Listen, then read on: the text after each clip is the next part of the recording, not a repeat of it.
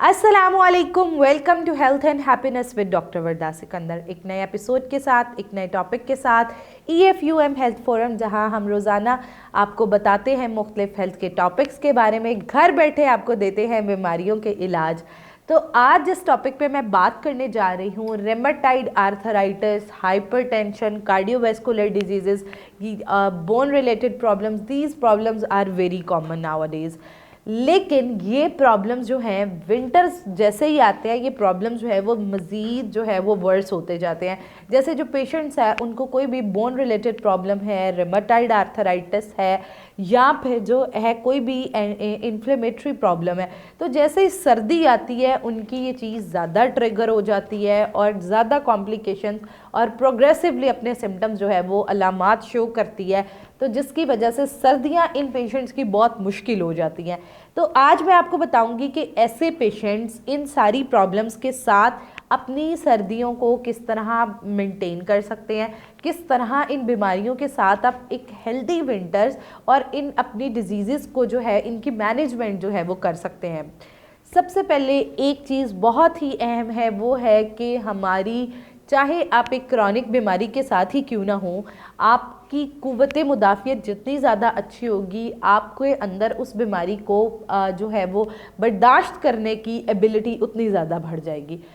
तो मेजर चीज़ ये आ जाती है कि तमाम लोग, जो लोग इन बीमारियों के साथ हैं या उनको कोई भी क्रॉनिक बीमारी है, वो अपनी इम्यूनिटी पे ख़ास ध्यान दें, वो बैलेंस डाइट का इस्तेमाल करें, फ़िज़िकल एक्टिविटी करें, प्रोसेस्ड जंक फूड का इस्तेमाल ना करें, वो वाली चीज़ें जो हमारे अंदर ऑक्सीडेटिव स्ट्रेस पैदा करती हैं, जैसे कि डीप फ्राइड चीज़ें, प्रोसेस्ड गुड, रिफाइंड सफ़ेद मैदा और उससे बनी तमाम अशिया, तो ऐसी चीज़ों को अपनी ज़िंदगी से एलिमिनेट करें। वो वाली चीज़ें इस्तेमाल करें जो हमारे डाइजेस्टिव सिस्टम को बूस्ट करती हैं, जिनमें हमारे पास बेहतरीन चिया सीड्स आ जाते हैं, डिफरेंट सीड्स आ जाते हैं, फ्रेश फ्रूट्स आ जाते हैं, फ्रेश फ्रूट्स के जूसेस आ जाते हैं। लेकिन वो चीज़ें इस्तेमाल ना करें जो कि इम्यूनिटी को सप्रेस करते हैं और हमारे डाइजेस्टिव सिस्टम को स्लो करते हैं, हमारे जिस्म के अंदर एसिडिटी करते हैं।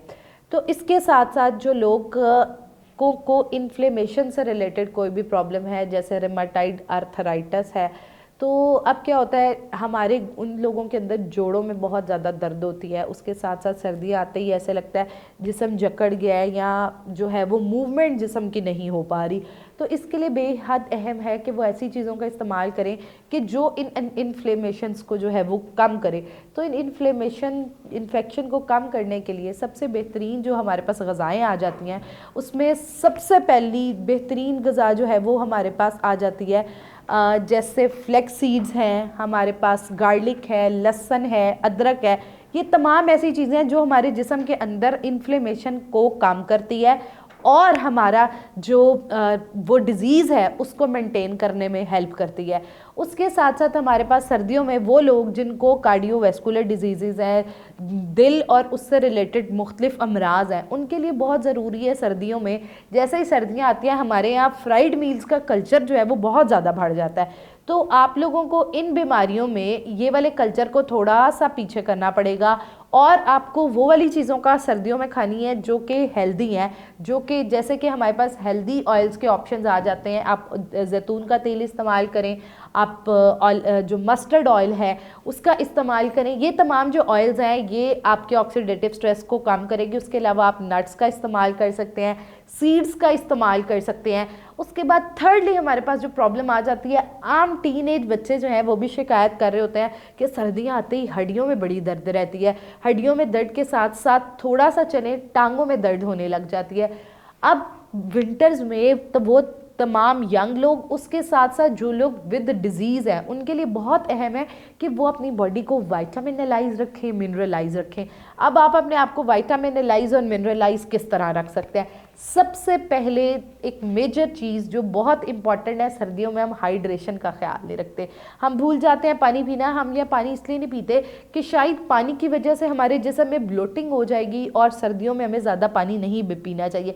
इसमें बिल्कुल भी सच्चाई नहीं। सर्दियों में भी हमारी बॉडी को उतना ही वेल हाइड्रेटेड रहना ज़रूरी है जितना कि गर्मियों में। तो आपको चाहिए आप सर्दियों में भी अपने हाइड्रेशन का ख्याल रखें। आप गर्म पानी का इस्तेमाल कर सकते हैं, आप गर्म कहवों का इस्तेमाल कर सकते हैं, आप यखनी का इस्तेमाल कर सकते हैं, आप चाय का इस्तेमाल कर सकते हैं, फ्रेश जूसेस का इस्तेमाल, या फिर वो फलों का इस्तेमाल कर सकते हैं जो कि नेचुरली जिनके अंदर हाइड्रेशन मौजूद है।